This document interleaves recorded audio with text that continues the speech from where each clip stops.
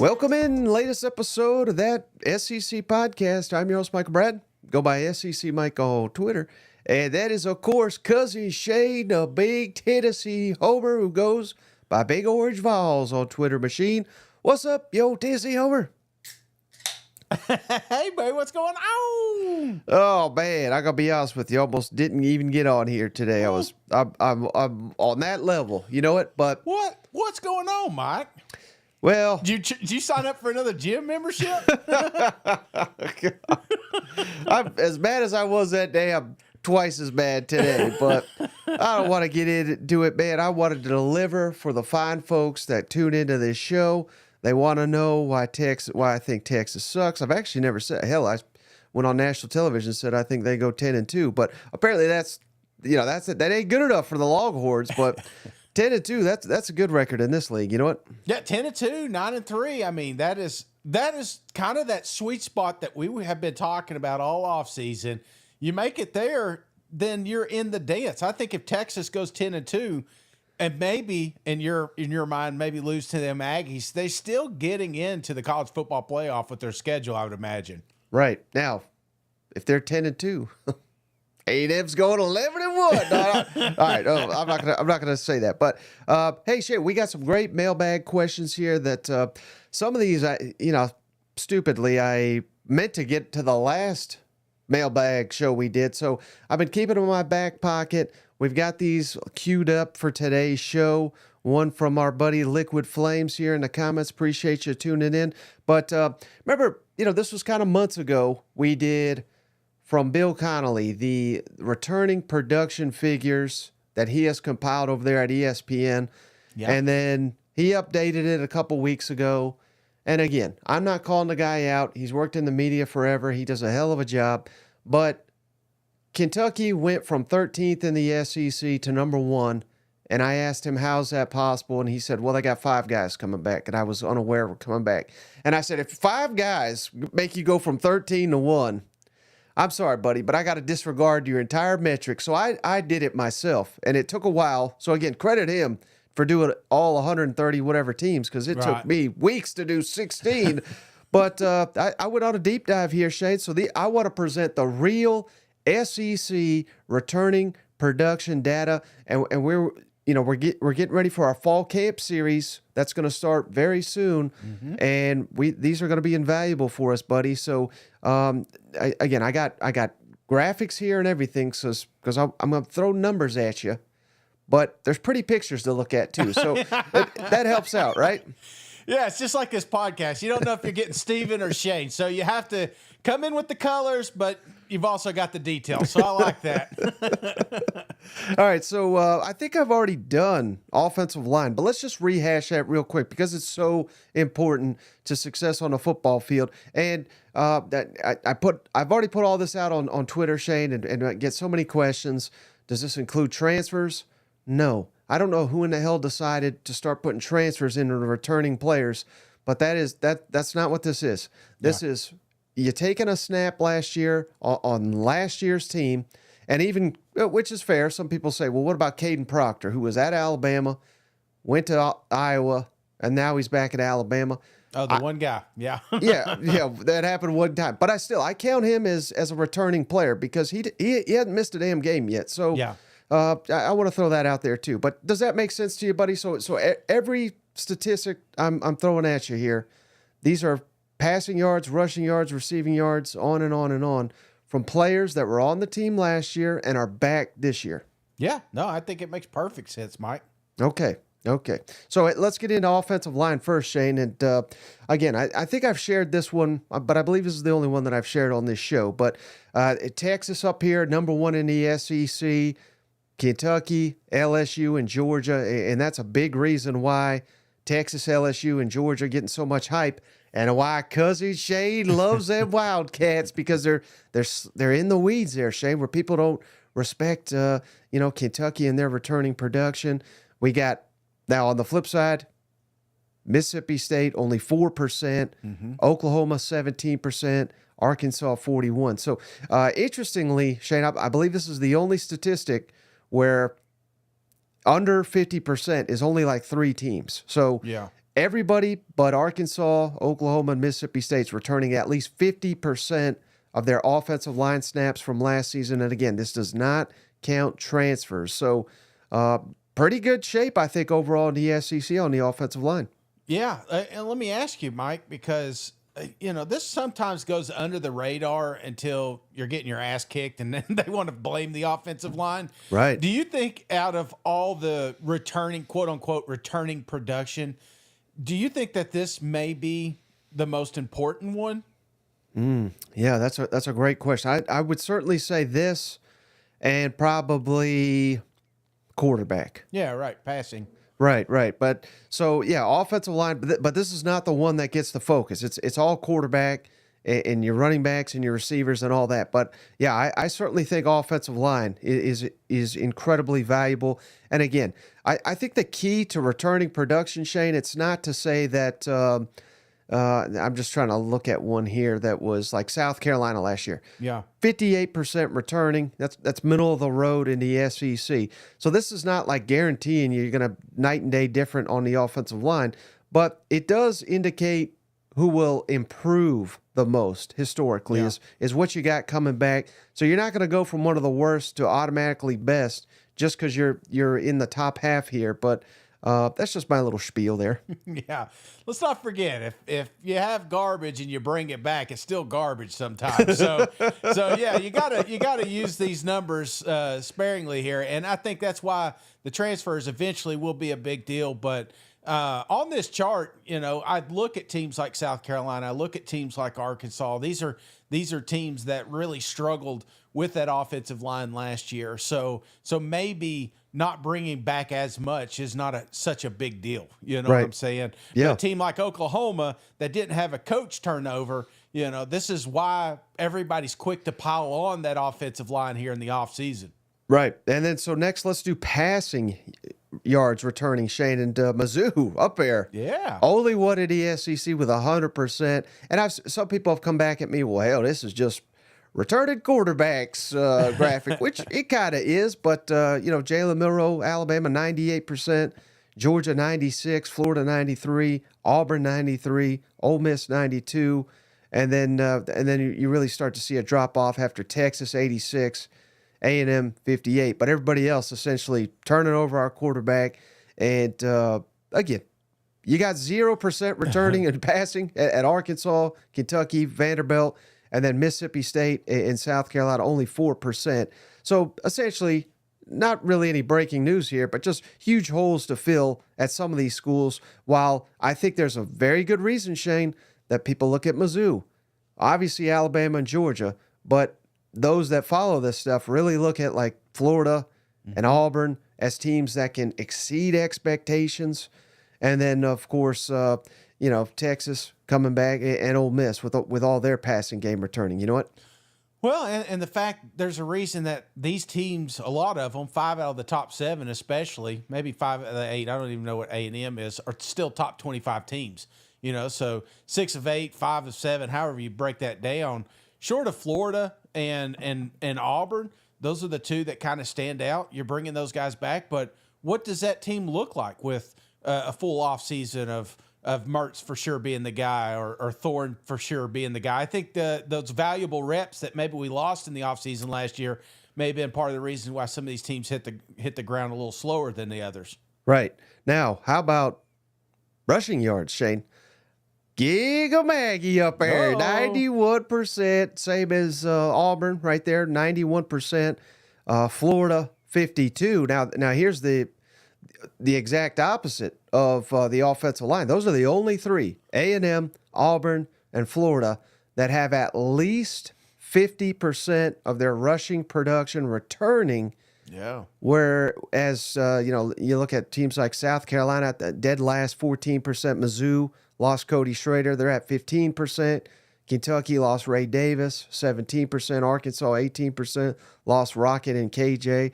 So some interesting numbers, but I would say that I think you asked me which one is the most important. I don't want to say least important for rushing yards, but I think this is like the easiest to kind of make up the ground because you could have a star freshman or transfer or what have you that kind of come in and can, again, easily is probably not the right word, but it just seems like it's much more easy to replace a running back, if that makes sense.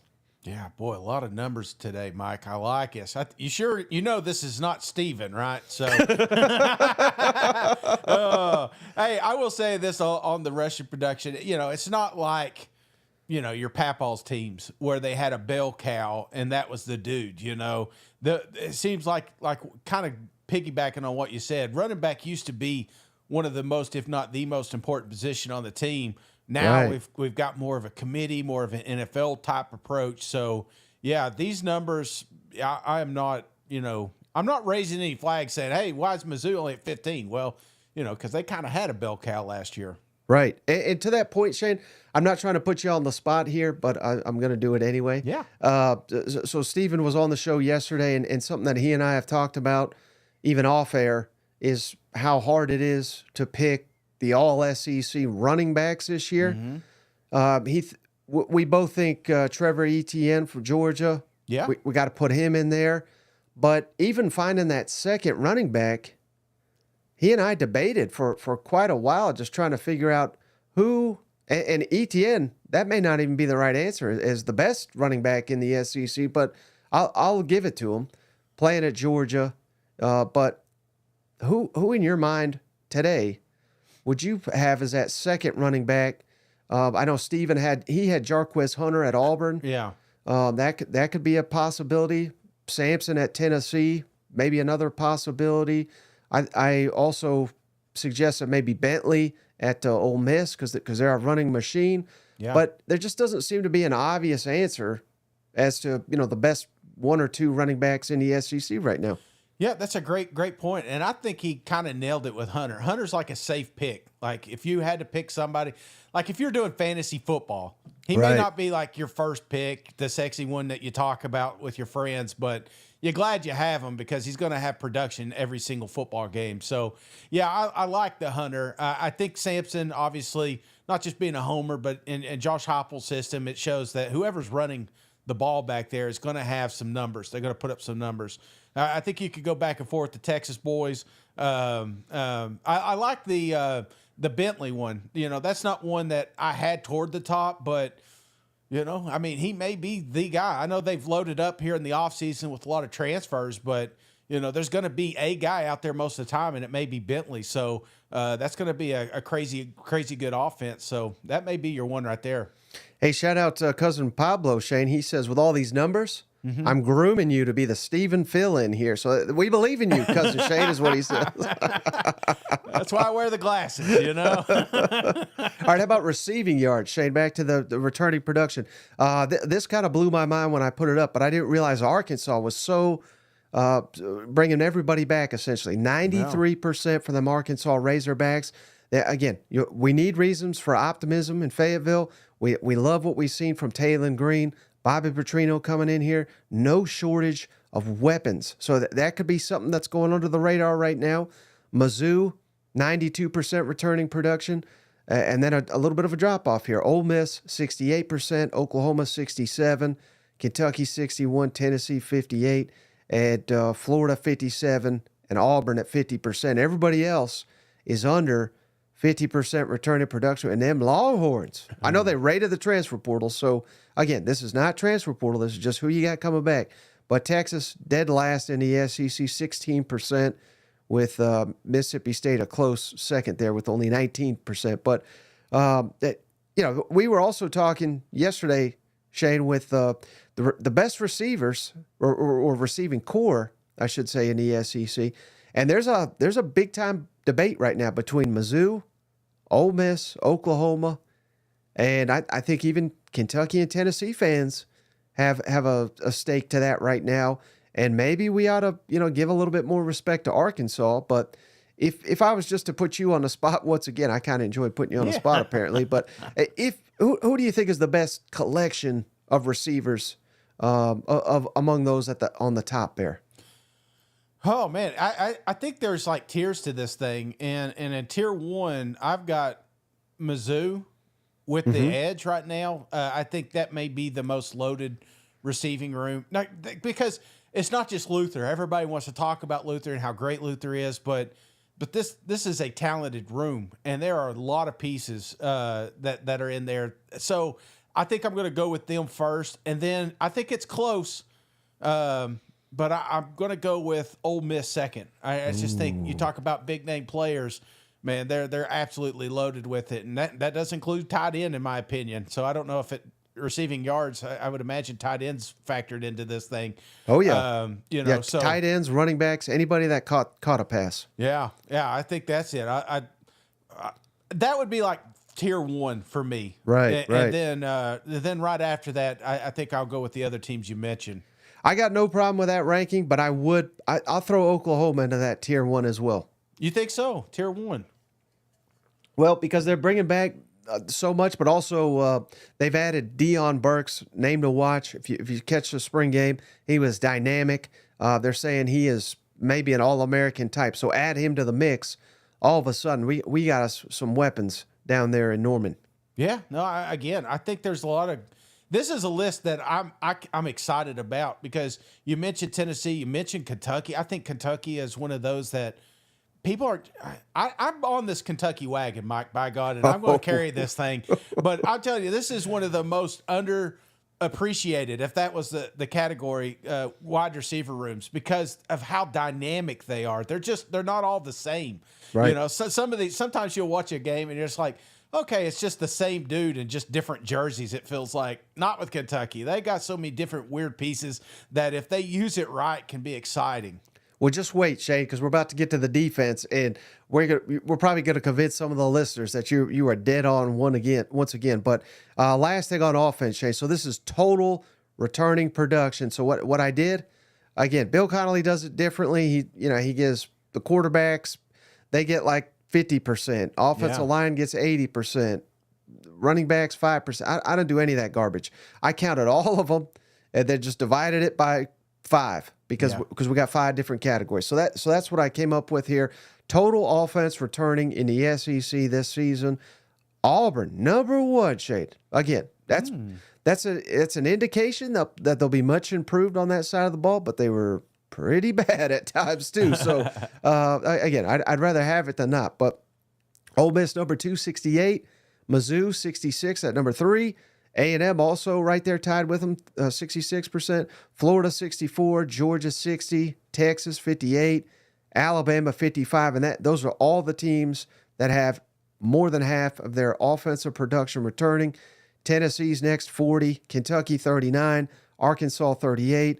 Oklahoma 36, LSU 36, Vanderbilt 35, South Carolina 25, and Mississippi State 17% offensive production returning. Any of those jump out to you or surprise you or anything? Yeah, I mean, obviously LSU, a team that I am still high on. It's tough when you see numbers like this because you convince yourself, hey, they can replace. That's what they do. They don't rebuild down there in LSU, especially on the offensive side of the football. But 36 is such a low number, so it kind of scares you a little bit. And then on the opposite end, I'm looking at Texas A&M. This is a team that I thought took more of a hit than they really did. Which says a lot.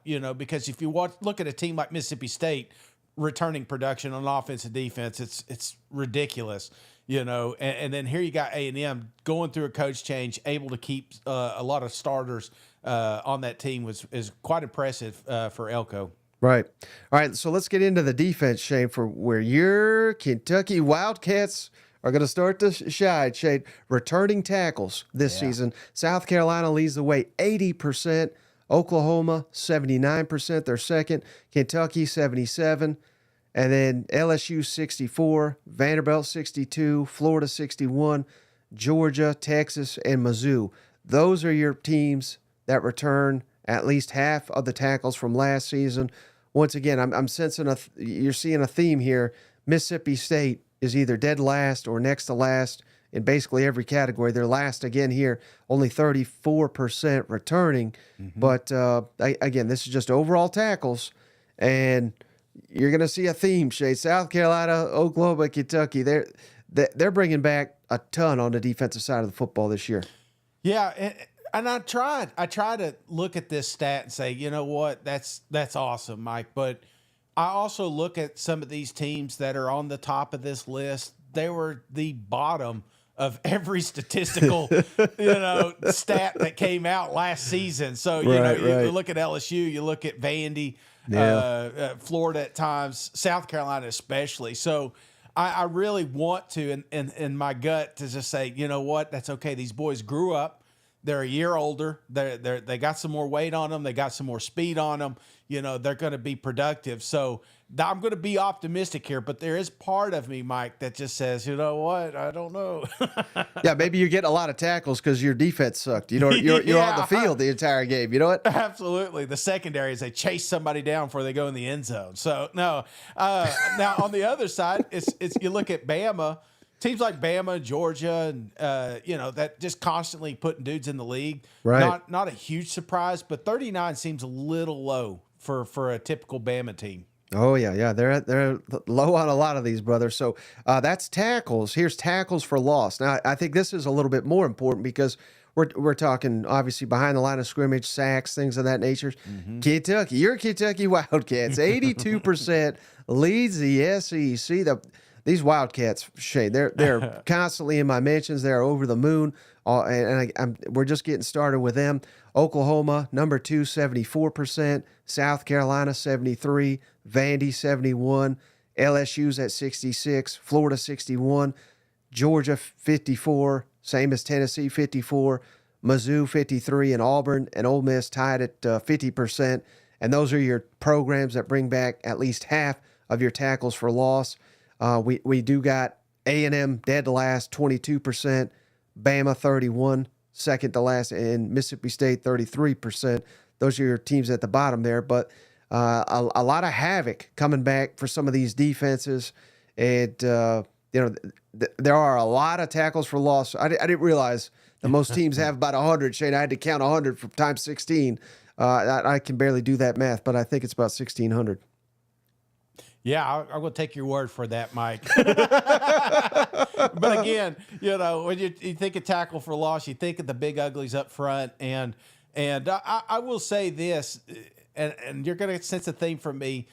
We talked about the underappreciated wide receiver core. Well, you could say the same about that defensive line. I think there's a few that comes around. By God, Nick Rouse will talk for hours about how great that front is.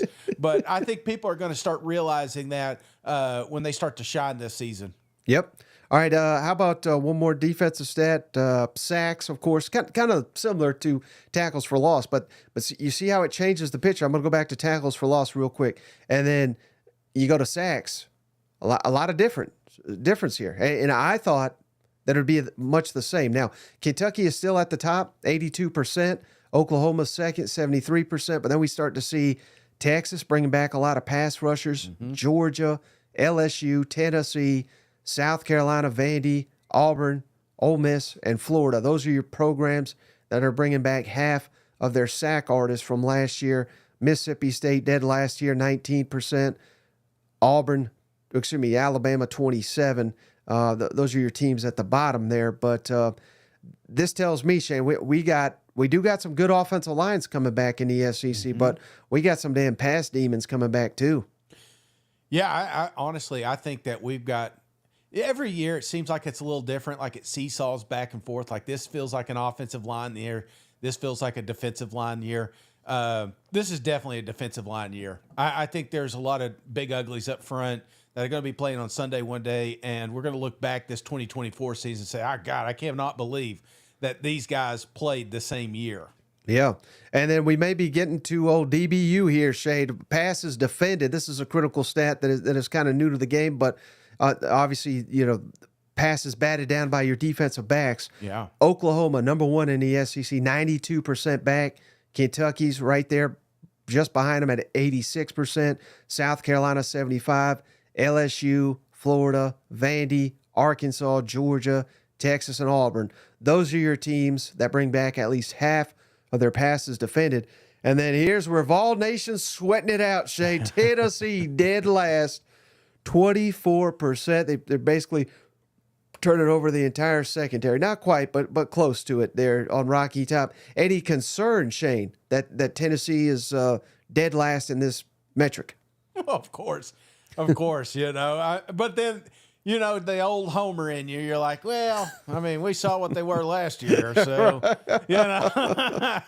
but I guarantee you, if you brought this stat out and they were like Oklahoma up there at 92%, I'd be like, oh, baby, you know what? We've improved. So I think there's a lot of spin zone there. But this one here is another one that's a little tough to judge. But do you know how many pass deflections I had in high school football? Half a dozen. No, you don't need a calculator for this one, Mike. 1. And it should have been an interception. All right, that's similar. Interceptions. Again, Kentucky leads the way. 91% of their interceptions are back. Oklahoma, 80. South Carolina, 70. Vanderbilt, Florida, LSU, and Georgia. That's it for teams that are returning 50% of their interceptions this fall. And then, God, I hate it for you, State, but you're at dead last 0. Auburn 8, Tennessee and Alabama 17 kind of round out the low end here. Yeah. I'm seeing Oklahoma a lot, Mike. Yeah. I am seeing a lot of Oklahoma here, and I'm not going to lie, it's definitely changing the landscape. I don't think it's always so funny, the old saying, offense wins games, defense wins championships, Yep. and I feel like it's starting to, if there for a little while, I felt like it was starting to shift, but now I think it's coming back around where these defenses are starting to pick up on some of these new tricks the offense throw out there. So I don't know, man. I'm feeling a little bit better about Oklahoma after seeing all this returning production. Well, you should, buddy, because here's the complete total defense production returning. Your Kentucky Wildcats up there, 84%, number 1 in the SEC.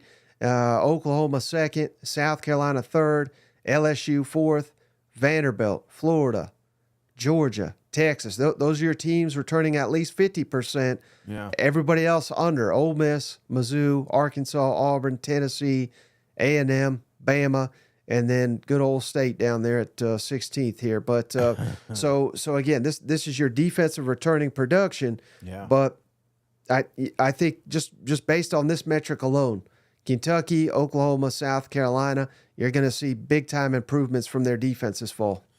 Yeah, and I think LSU, you got to put them in there as well because especially South Carolina and LSU, when I look at returning production, sometimes you had guys last year that probably played that shouldn't have played.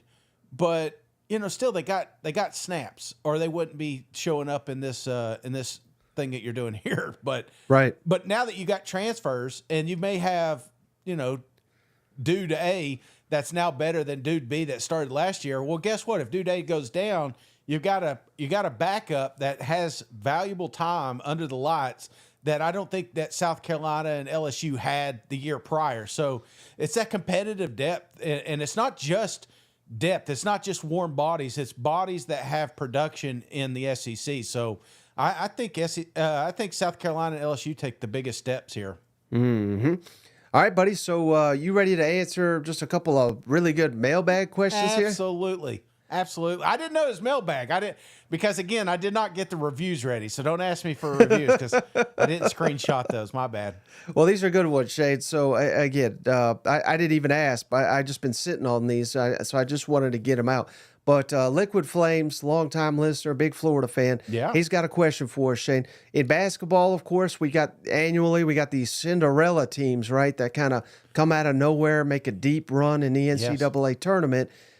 He wants to know if with now college football, of course, going to a 12-team playoff, do you think it's possible? Will we see these Cinderellas in football? And if you do, any SEC teams that kind of fit the bill for you this fall, and he throws out Vanderbilt as a well, if that's the metric, then no, I don't think that happens. I do think that there will be a team from the SEC every year that maybe comes in, and a lot of that will have to do with scheduling. We talked about like a team like Missouri's schedule, because I think Kentucky is one of those programs that could surprise some folks. I know, again, I'm on that bandwagon, But the reason I'm hesitant is because they have got a daunting schedule, which a lot of folks do. But if you would have gave them Mizzou's schedule, then the stars may have lined up. So let me ask you, Mike, if you there, because look here, because again, Georgia, Ole Miss, Florida, you can't pencil that one in. Can't even pencil South Carolina in, really. Tennessee, Texas, there's some tough games on there. Right. But man, yeah, if you were to pick a Cinderella team, who would it be right now? Is it? I guess A&M. I guess you could consider them. I mean, you're leading that damn parade, ain't you? Yeah. I guess it would have to be A&M. I wasn't. That's not exactly right where I'd go. I was thinking more Oklahoma. Yeah. Now that we've seen all these defensive stats that they got coming back, but yeah, probably A&M or Oklahoma will probably be leading that list for me. But what I was going to say, Shane, is I think, and I'm not a big fan of this. Mm-hmm. I hope it's not this way, but I got to keep it real, and I got to be honest with the audience. People get excited. We got a 12-team playoff now. We're going to get all these SEC teams in here. But what it's really going to do is we're going to get more Georgia, more Alabama, more Ohio State winning championships. Because what's going to happen, Shane, is it's right now, like just last year, most people, if they're being honest with themselves, would say Georgia was the best team last year for most of the year. But they lost one game. Yeah. Knocked them out. They're done. You throw Georgia into that playoff field again, most people would pick them to win it.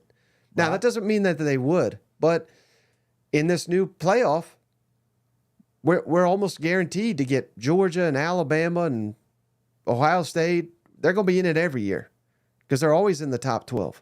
So is it realistic that, let's say just Washington last year or TCU a couple years ago, you only had to win one game to get into that national championship, surprise everybody. Yeah. Now you got to win 3 of those, I think, just to get to the championship. You're gonna beat Georgia. You're gonna turn around and beat Red Hot Ole Miss. You're gonna turn around and beat Mizzou that hadn't lost a damn game all year, and then you got to face Ohio State. Like, how realistic is that? I think it's fun. Hey, we'll get more teams in here, but the teams that are gonna win at the end of the day are the teams that have the most talent and the most depth, because as the season goes on, key players are going to go down, and those teams at the top, they're best suited to replace guys that go down. I agree to an extent, because I think of, and I guess this doesn't really help my argument, but year before last, when you had Georgia and Ohio State, say what you want, nobody expected Ohio State to win a college football playoff game or even make it to the championship. But, if it weren't for Stetson Bennett just pulling off a Superman drive, Ohio State would have made, if they would have made the field goal, Georgia would not have went on. Georgia was the better team. So I'd still think that there's going to be games that come up in the playoff, because I think the same attitude as a buy or a trap game, if you will. It's like, who needs to worry about team A, because Georgia's going to make it. They're their favorites to win a national championship, so they're going to win the first 2 easy. And then all of a sudden they're down at halftime or the third quarter. So I don't know. I think there's going to be some more kind of foot off the gas scenarios, and maybe even saving some players. I hope that doesn't happen, but you got a guy like Brock Bowers that maybe is injured. Maybe you hold him back because you're playing freaking Tulane or something. But then all of a sudden, you need him, and it's not like you say, "All right, Brock, get in there." You know what I'm saying? You've already committed to resting him up because you thought you quote unquote had a bye week 1.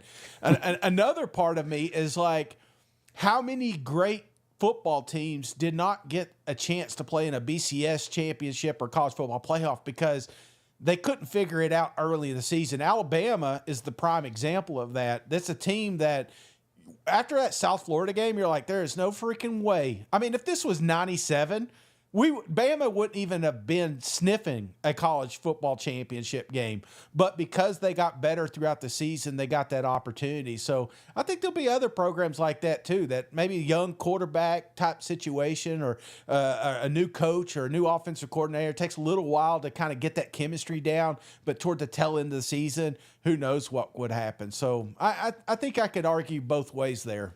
Yeah. Yeah. No, I like that. I like you taking the other Yeah. side. All right. How about this one, Shay? You will love this one from Cousin Shrey, longtime listener, big Arkansas fan. Now he's basically got one for me and one for you. So we'll start with you. They're always the more entertaining ones. Let's say, Shay, here's the scenario. Yeah. You get which will hurt you more. Your daughter goes to college at Florida and becomes a diehard Gator, or they shut down the Little Debbie factory. True story, man. All right. I've been struggling with the walks. You know what I'm saying? Been struggling. And I know this girl. I call her the Little Debbie lady. She doesn't watch this podcast. She doesn't even know it exists. And she comes to my work, sometimes once, twice a year. Guess who visited me today? The Little Debbie lady. So part of me says I don't want to end that relationship because it's been with me for a long, long time. But my daughter going to the Florida Gators and becoming a fan, I think that's the biggest one. Diehard fan at that. I will support my daughter no matter what she does, whatever school she goes to. But after the 4 years, if she's still rooting for them bastards, then I would say that would be a little bit tougher. So I'm going to have to give up Little Debbie's, man. Yeah, especially you can't have your daughter having bragging happen, rights so, on you, every year. Yeah. All right, now there's a question for me. Which one, and you can answer it too, but which gives you more worry here? LSU replacing Jane Dales with Nussmeier, or Mizzou having to replace Cody Schrader? I think that's an excellent question, but honestly, I mean, I just, it depends on how you want to look at it, Shane. LSU's already knows their answer. Nussmeier, he's already started. He started the bowl game and won the game. They're building around him. So, there's less uncertainty, so to speak. Whereas at Missouri, I know they've added some transfers, but, everybody gets excited about transfers, Shane. Yeah. Not all of them pan out. And I can almost guarantee you that as good as the transfers they got, Carroll and the other one, they're not going to be Cody Schrader. Yeah. So, on one hand, I think you could say replacing Cody Schrader. I think that is a bigger cause for concern. But if we're asking, can LSU duplicate what they did last year by swapping out Jaden Dales for Garrett Nussmeier, I don't think they can come close to it. Even if Garrett Nussmeier is, a top 3 quarterback in the SEC, I don't think he'll be near as good as Jaden Dales was last year. Yeah, I'm right there with you, Mike. And I mean, at first you think that this is a close debate, but I don't think it is at all. I think take the names, take the fandom, just take all that out for a second. You're replacing a Heisman, you're replacing a top 2 draft pick, and then on the other side you're replacing a kid that didn't get drafted. Now, I'm not saying that he is not a great running back, but part of you is like, well, was he a part of a system? And I don't think that's the case. I think there was plenty of games last year where Cody won. Tennessee is a prime example, just constantly handing it over. That wasn't a Cody that we were all familiar with week 1 last year. So it is both is going to be tough replacing. But I think if you're looking at which one's going to have the bigger impact, it's without a doubt Garrett Nussmeier. Mm-hmm. And Shane, in the comments, man, we got some great cousins here. They're saying they're still hostess for you. Don't give up air. They love the oatmeal pies. They'll send you Pringles, they're saying. Oh, man. Yeah. So there are options if Debbie goes down. How is Little Debbie not a sponsor of this show, Mike? I still to this day don't get it. Because I'm like a poor man Nick Saban, but I eat all, not just the cream pies, clearly, so. All right, last one, but it's a 2-parter here. This was great. I meant to lead off with this. I don't know what happened. I think I accidentally marked it off my list on our last mailbag here, Shane. But cousin Braden Howard, when it comes to SEC head coaches, what is the appropriate timeline to decide if they're the right fit for the job? And really, I think what he's asking is like, how quickly can we put someone on the hot seat in the SEC? Week 1, I mean, that's just fans, and we're fans. I'm a fan, and if I get a new coach, if I don't see an immediate change, now it doesn't have to. I don't need to beat number 1 Georgia and say, you know what I'm saying, but I need to see immediate improvement on something, whether it be offense, whether it be defense. I think when you look at a team like Mississippi State, I think you're going to see that week 1. Now, you may struggle the entire season, but if you hang up 50, 60 points on one of these Joe Schmo teams, you know what I'm saying? Part of you is going to be like, hey, let's give him some time. Let's get him some pieces. We got our guy. You know what I'm saying? Right. No, yeah, that's great. But because I've gone through a lot of coaches up here in Tennessee, and there's been several. I'm talking about Pruitt, Dooley, all those guys that after a couple games, you're just like, yeah, we won, but did we win? It was UT Chattanooga, for Christ's sake. I feel like you almost have to give a guy a year and a half, though. Oh yeah, realistically, to show something. But that used to be 3 or 4 years. I mean, it has been sped up to no end. Now, again, there's cases like Arnett last year. We all know, we don't have to rehash all that, but it was unique circumstances. I thought it was the right thing to hand it to him. Yeah. And then I really credit Mississippi State for very quickly saying, hey, this is not working. Yeah. I think a lot of people would expect Mississippi State to give them a year or two to get it right, but I think they made the right decision. Pull it quickly and move on. So traditionally, I think a year and a half. I mean, I'm trying to think of some of the worst coaches, obviously Chad Morris, but there's many, like a year and a half. You can tell, particularly now with transfer portal, with NIL, you have to see improvement quickly, I think. Yeah, and if it's not on the field, it has to be on the recruiting trail.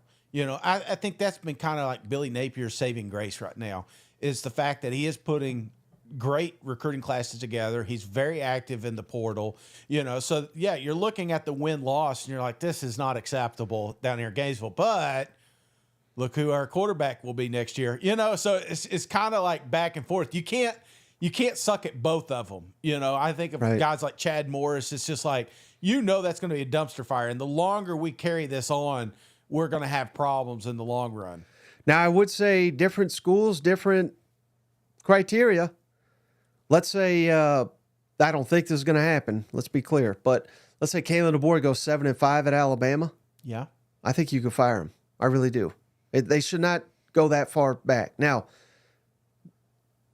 if let's say they do go 7-5, because this is kind of fun to think about, Shane. But, maybe 4 of the losses come on the last play, and like Jalen Milroe got hurt. Maybe we could be like, well, that ain't on him. You know what I mean? Yeah. But other than tragedy like that, I'd fire his ass. Now, you could sit here and look at like Drink, who first 3 years he didn't have a winning record, and then he won big. The fourth year. So I think the standard's different everywhere. You know what I mean? So you can't fire everybody after 1 year, but some guys I think you can. Some schools, that don't have huge buyouts, which they have a huge buyout, but you're talking about a program that's not had to implement that a lot. So I would say what would need to happen, Mike, in that scenario is that you have to have a guy lined up. So let's just say DeBoer wasn't the guy. You've got to have option A on the phone saying, yes, as soon as that opens up, I will take it. How soon can you get here, Kiffin? Exactly. If that's squared away, then all of a sudden that hot seat could happen after a season. You'll notice there'll be some stupid thing like, oh, we read his email and he was, with the volleyball coach or something. Not saying DeBoer's doing that or anything, but I know what you're saying. Oh, thank you, cuz. Hey, Cousin Rick, 10-2 tiebreakers are going to break some hearts. and he's talking the playoff here again, which I think he's right, because not all 10-2 are the same. We've covered this, Shane, but Mizzou at 10-2, depending on who those two are, you may not get in. I think even Ole Miss, I've said this before, I think some of those Ole Miss people had a damn heart attack when I said it. But 10-2 ain't getting them in necessarily. If they get whooped by Georgia, and let's say they lose at LSU, Yeah. I ain't putting Ole Miss in with wins over Furman, MTSU, Wake, Georgia Southern, Kentucky at home, South Carolina on the road, at home, Oklahoma, Arkansas, Florida, Mississippi State. That is not a playoff resume to me. No. Now, if they beat Georgia, let's say they get upset by on the road South Carolina and maybe LSU they lose, but again, they turn around, they beat Georgia, different story. Maybe that gets them in, but it's all about how it breaks down. And I'm not trying to pick on them, but it's just each thing's different, right? Right. If Florida goes 10-2, They're in. they're probably the number 2 seed. You know what I mean? Like, because it's a different schedule. I got 2 teams, man, right now that you've not mentioned. If they go 10-2, they're probably not in. That's Texas and that's Tennessee. Ooh. Because if you're looking at Tennessee, let's just say it's Bama and Georgia. Right. You know, do you keep? I mean, think about that. Arkansas probably not ranked. Florida probably not ranked. Kentucky maybe not ranked. Mississippi State not ranked. UTEP for sure as hell ain't ranked. And Vanderbilt still a Division I school, I imagine. But there's no Tennessee would get left out if they lose those 2 games. They would need NC State and Oklahoma to be really good to get in with losses to Bama and Georgia, I think. Even then, people don't remember what you did in September. You know what I'm saying? They remember what you did in November. And I'm looking at a loss with Georgia Bulldogs that if it's ugly, you're getting left out. You know? How about Texas? Who are the 2? Georgia, you got to say, right? Yeah, Georgia and Oklahoma. I think if what about your logic? The hot team gets in. What if it's Georgia and A&M? No, you can't be doing that. You can't. We're not mixing this thing. I'm just saying, I'm not on the A&M wagon. All right, I know, but I'm just saying, if they lose to A&M, you putting them in? Well, it depends. Did they lose to Georgia? They did by 50. Oh, God, no, they're out. So again, the schedule sets up nice. I know a lot of people are like, oh, Michigan, the returning national champs, and all these other games, and yeah, there's a lot of cool storylines coming in with Texas' schedule, but at the root of it, it is one of the easier ones that's in the SEC, and I think that could hurt them if they go 10-2. Right. Hey, another shout out here. Thank you, cuz. Hold on here. I'm trying to get this thing done. Cousin Richard, best podcast on the internet. Hell yeah. Thanks, cuz. Yeah, appreciate you. Hey, one more, and I told you this was a 2-parter here. Really great question. This is going to take you back and make you think here. Again, this is Cousin Braden asked, what is your favorite memory doing the podcast? So I appreciate, or I apologize for, I probably should have thrown this to you a while back so you could think about it, but maybe I'll go a little bit. Yeah. Anything stand out to you? And I mean, so many memories. I mean, from Shane, for those that don't know, probably most of you weren't around, but I mean, Shane used to literally do it outside under a gazebo, smoking the cigarettes. That's how this started. And he lives right near the train track. So if a train was coming, we had to. I mean, we're still recording, but you could hear the damn train going by. I mean, that was fun. Train, you remember? That's great. I love getting together and do that. I mean, last season was so much fun. There was the quarterback rankings and my SEC Media Day ballot. I mean, we got shit-faced. Let's call it what it was, and did those back. That was a lot of fun. Dumping the mayo on your head. Yeah. Getting painted as clowns. That's fun. Media days is always a highlight. But those are kind of the ones that stand out to me right now. I think I go back to one in particular off our earlier shows when I made a bad bet, Mississippi State and Florida, and I ended up having to sing the fight song. And so I got to remember, I had to learn the song, and then I had to write it down and try to do it. I practiced probably more than I should have. And then I get to the end of it, and you're like, oh, I forgot I wasn't recording. I was like, oh, you shit me, So I had to do it again. So that was maybe like the start of my bad bets. I really enjoyed going to Nashville last year and seeing the guys and girls, they came out. We had a blast drinking some cold beer, talking football. That meant a lot. And we plan on doing that down in Texas. So I hope, I mean, how often are we going to be in Texas? You know what I'm saying? So if you get an opportunity to go up there, make a weekend of it. Dallas is a killer town, I would imagine. That was cool. My first SEC media days was so surreal.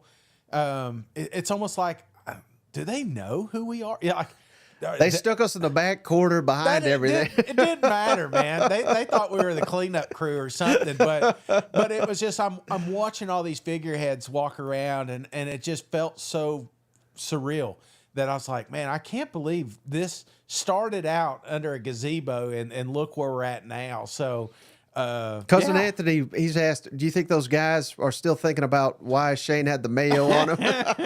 They talk about it like every birthday party, like, you remember that one? Oh gosh, no, dude, we've had some great times, and we're gonna have some more. So I appreciate all you guys. If you weren't listening, hell, we wouldn't be doing this, man. There's no telling what we'd be doing. Right? I may be working out right now, but Yeah, so hey, a lot of memories, Shane. We're inching closer to 20,000 subscribers on YouTube. So if you haven't already, like, subscribe, share, and hey, if you subscribe to the show, or if you know anybody that would like this SEC content, get them to subscribe.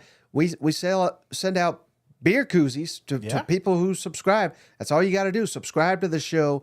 Send us a screenshot that you subscribed on YouTube to that SEC podcast at gmail.com, and we're happy to send you a beer koozie. We got all 16 SEC teams represented. We do that for free, just our way of saying thanks, and we're about 100 away from getting to 20,000. So if you can get us there, we'd really appreciate it. Yeah. But hey, that's all I got, brother. And we've seen these koozies everywhere except Austin and Norman. So maybe you sneak one of them bad boys in there and hold your cold beer, take a picture of it, and send it to us. We'll share it on Twitters.